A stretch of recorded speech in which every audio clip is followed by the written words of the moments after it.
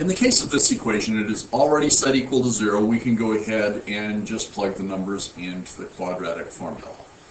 Now, we've dealt with this before. There's no b term. What is our b? Being the coefficient of x, b is 0.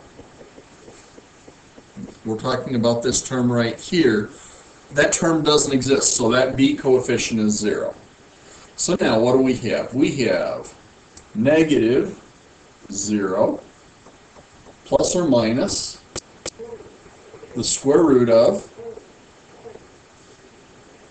0 squared minus 4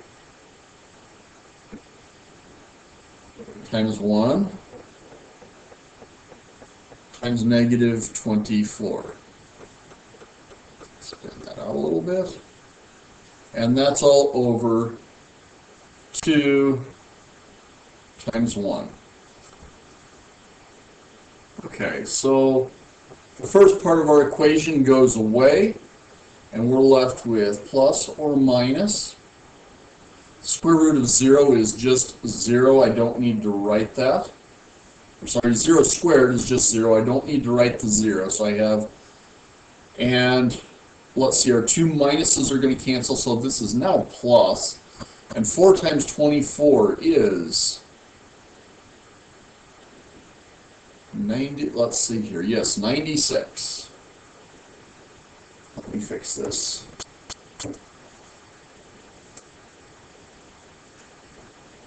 (96) over 2.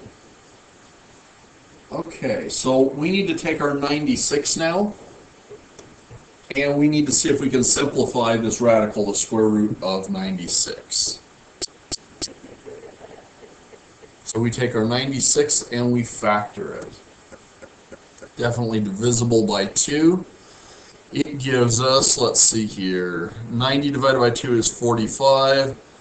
6 divided by 2 is 3. 45 plus 3 is 48.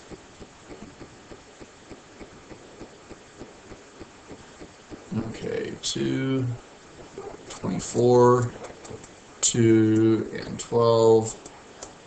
2 and 6, 2 and 3. Okay, so let's see what we have here. We have a set of 2's there, its square root is 2. Another set of 2's here, the square root of that is 2. And then those two are going to remain inside the radical. So let's take a look here now.